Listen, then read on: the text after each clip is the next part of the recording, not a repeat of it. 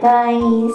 Good morning, good afternoon, and good evening. Saan man kayo nandun, magandang araw, gabi at hapon sa inyo.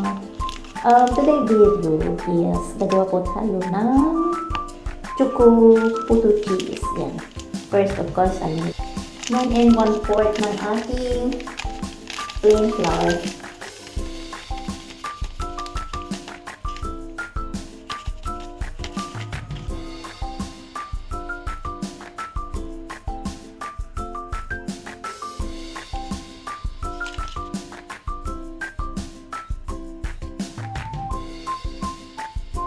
Nilagyan ko to ng 3 cups of water. Hindi ko na siya napakita, hindi ko na video kanina.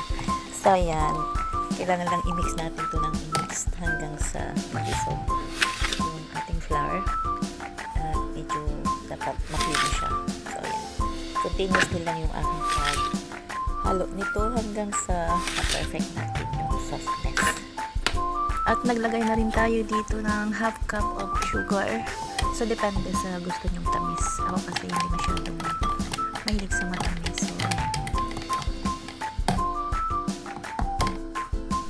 So, then, maglalagay tayo ng 2 teaspoon of melted butter. Para pag nilagay natin to sa mold at hindi siya titikit. So, naglagay lang ako ng 2 teaspoon melted butter.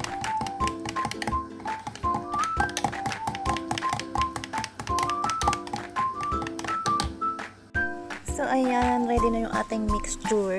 I think balanced na yung mga ingredients. Next to that naman ay maglalagay tayo ng 1 tablespoon of cocoa para sa flavor ng ating puto for today. So, i-mix natin ulit ito. Mix lang para maiasayos natin yung ating cocoa. I-mix natin para mabalance siya at dissolve siya dito sa ating mixture. So, let's continue lang ng ating paghahalo hanggang mapantay po yung lasa nito at ng ating flavor.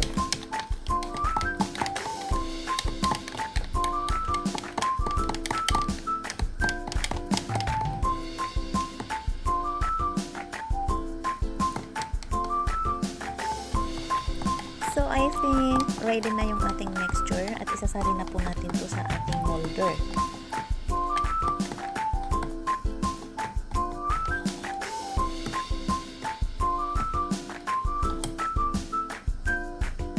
Since natapos na natin yung ating mixture, so naihanda ko na rin itong molders para sa ating paggawa ng ating merienda for today.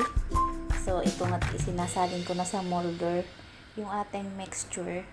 So, huwag niyong hapunuin kasi aalsa pa yan, medyo lalaki pa yan para hindi masyadong umawas. So, tama lang na lagay natin na hindi masyadong puno. And then, after this, nagpakulo na din ako ng water para sa ating pag-i-steam at maluto itong ating merienda.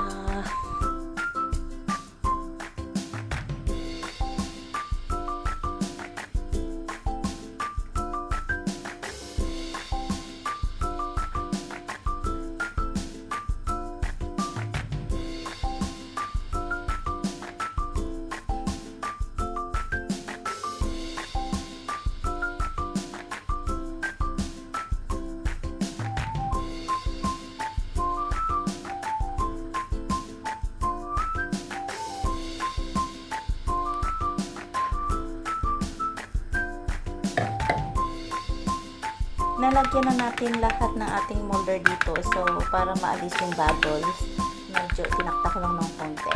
Kasi pag may bubbles, medyo natatagalan po tayong maluto yung ating merienda. So, ayan, medyo tinakta ko para maalis-alis yung bubbles. So, ayan, let's continue. Masarap to, yummy talaga to. Very simple. Easy to prepare. I mean, not to work. Always na lang ako sa work. Anyway, so, ayan. Nilagay ko na po itong ating mixture at i-steam po natin to for 20 minutes.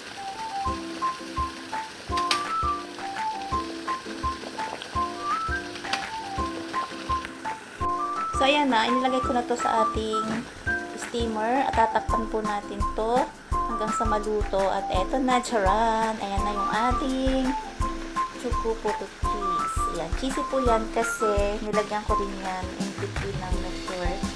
Bago natin isinigang, is nilagyan ko na po siya ng cheese. Kaya ganyan po siya. And then, lalagyan natin ulit ng cheese sa ibabaw. So, talagang cheesy siya.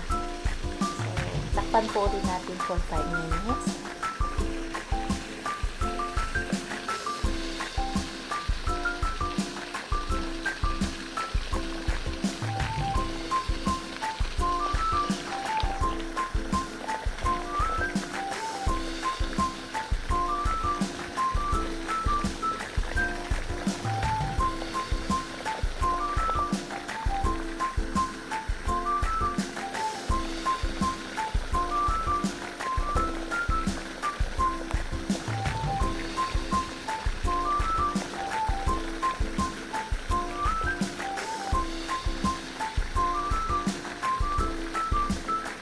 Nalagyan na po natin ng cheese lahat. So, tatakpan po natin as I said, takpan natin ng 5 minutes para naman po medyo mapunan yung ating cheese. So, ayan na yung ating Choco Potato Cheesy. Yan.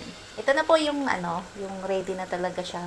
So, hanguin na po natin to. Enjoran. Ayan na yung ating Choco Potato Cheese. Yummy!